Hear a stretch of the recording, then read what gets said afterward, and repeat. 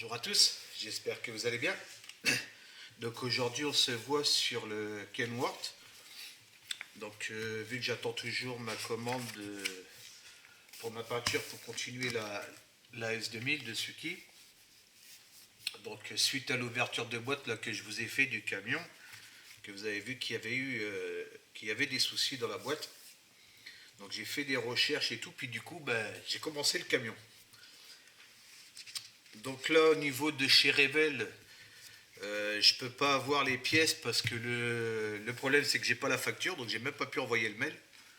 Et à mon avis, ce kit-là au A24, ils ont plus rien parce qu'il a été réédité au 1.25 avec des modifications. Donc là, comme vous voyez, là sur le carton, c'était marqué J900, J-900, alors que c'est W900. Vous voyez, comme sur la notice. Donc à mon avis, il y avait un souci sur la boîte, et puis ils l'ont fait au 1.25 au lieu du 1.24. Donc je pense qu'il y a dû avoir un petit souci là-dessus, j'ai pas plus d'infos. Mais quand on télécharge donc la notice de celle qui est au 1.25, donc c'est marqué pareil, W900. Donc à mon avis, il y a eu un problème. Donc du coup, en faisant mes recherches sur mes pièces et tout, là, rapport au problème que j'avais, donc je me suis aperçu de ça. Donc il a été réédité en 2010. Donc là, comme je vous avais dit, hein, c'est le kit de 96. Vous voyez, comme c'est marqué là, en 96. En 2010, ils l'ont refait au A25.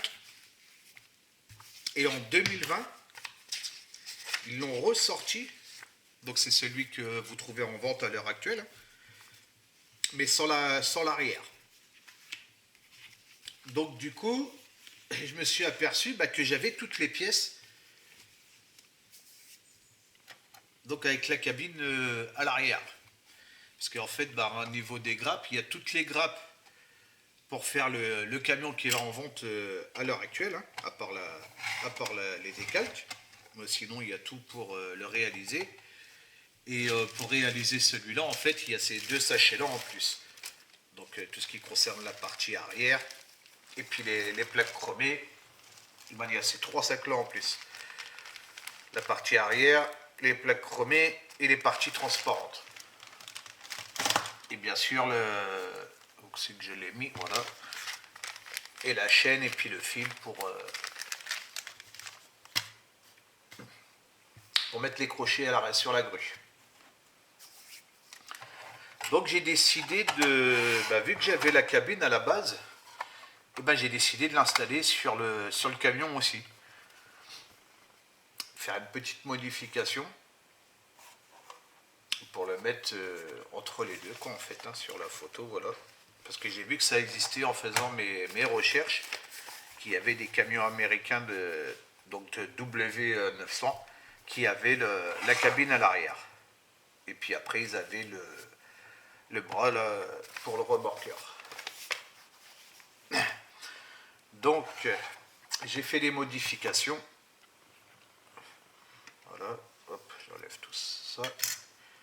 J'ai rallongé le châssis pour pouvoir y installer la cabine en plus. Donc, à la base, j'avais fait, je vais vous mettre des photos à la fin. À la base, j'ai été parti sur 7 cm parce que le réservoir était décalé. Donc, le réservoir était à ce niveau-là. Et de toute façon, vous verrez sur la photo. Hein, parce que je vais vous mettre une photo aussi. Et le réservoir, vous voyez, logiquement, il est positionné d'origine ici. Voilà, comme ceci. Et ça me faisait un trop grand décalage ici. J'avais presque 1 cm à cause de ça.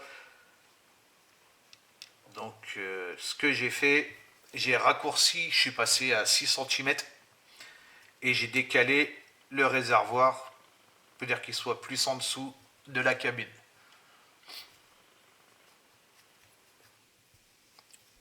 De toute façon, vous verrez tout ça sur les photos. Là, maintenant, je suis bien. Et du coup, j'ai rajouté un renfort ici que j'ai récupéré dans ma boîte à radio parce qu'ici ça faisait un grand jour, puis là au moins c'est bien droit partout, c'est bien costaud pour supporter tout le poids. Et j'ai commencé le montage donc de tout le châssis qui va être à peindre en noir. Donc voilà. Donc pour faire ça, bah, c'est très simple, hein. Donc j'ai coupé en deux. Au niveau d'ici, j'ai gardé 1 cm, à peu près, ouais, 1 mm, pardon, 1 ou 2 mm que j'ai gardé ici pour pas être trop près, comme ça je peux poncer après pour effacer mon trait, mais bon, c'est propre, donc sur le côté ça se verra même pas parce qu'il va y avoir vous voyez, vu que la benne elle va à peu près ici, il va y avoir les protections de benne ici sur le côté, donc ça se verra même plus. Donc c'est pas méchant. Donc pour faire ça, je me suis servi des 2 sets hein, que je vous ai déjà montré. Ça c'est intéressant d'avoir ça en réserve. Ils font le. Moi je l'ai aussi le paquet, hein, mais ils font les grandes cartes plastiques comme ça aussi. Moi c'est parce que j'ai encore des anciennes en stock, mais je l'ai acheté aussi. Ces 3 sets là, c'est intéressant d'avoir ça dans sa réserve pour justement si on veut faire des modifications ou ajouter des choses ou bien autre. C'est intéressant d'avoir ça. En plus c'est pas très cher. Bon sur Oops Model il n'y a plus, mais sur eBay ils le vendent. Hein, si jamais ça vous intéresse. Donc j'ai pris des profilés en L que je suis venu mettre ici. Hop, j'en ai collé un là et j'en ai collé un ici. Faites attention ici de ne pas aller trop loin parce qu'il y a le renfort. Donc là ils sont un peu plus longs parce que j'étais parti sur 9. Et je suis resté à 9, sinon j'aurais pu couper 1 cm là, mais bon ça ne gêne pas et puis ça se voit pas du tout. Parce que vu que j'ai tout poncé l'excédent, donc ça se voit pas. Donc je suis venu positionner ça. Une fois que j'ai positionné mes 2 barres que j'ai collées à la colle forte de chez Tamiya, donc la blanche, je suis venu couper. Donc j'ai pris les mesures ici, je ne sais plus combien c'est. C'est combien de centimètres? C'est 1 cm je crois. Ouais, c'est 1 cm. Donc je suis venu couper ma plaque de 1 cm. Donc sur 7, parce qu'après je l'ai recoupé à 6, mais sinon je vais vous dire sur 6, voilà. Sur 6 cm que je suis venu coller ici, j'ai coupé un petit peu plus large. Hein. Moi je vous conseille de couper un peu plus large et puis de venir poncer après. Parce que ma première que j'avais coupée, bah, j'avais fait un tout petit... j'avais coupé un peu trop sur l'intérieur, du coup bah, j'avais un petit trou ici. Et quand on ponce après ça fait pas propre. Donc du coup je l'ai décollé puis hop j'en ai refait une nouvelle. Et le fait de le mettre un peu plus large que les 1 cm, bah, moi vous pouvez la positionner correctement puis poncer sur le dessus, le dessous et c'est impeccable.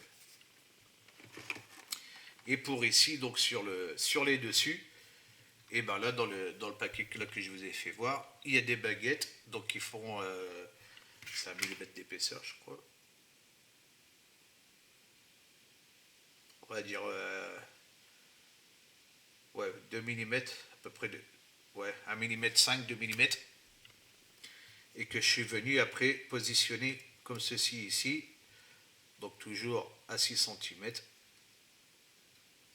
Et puis après, bah, on ponce tout. Une fois que tout est bien sec. Vous voyez là, bah, là c'est les petits bouts qui me restent là des 1 cm que j'avais mis en trop, que j'ai coupé.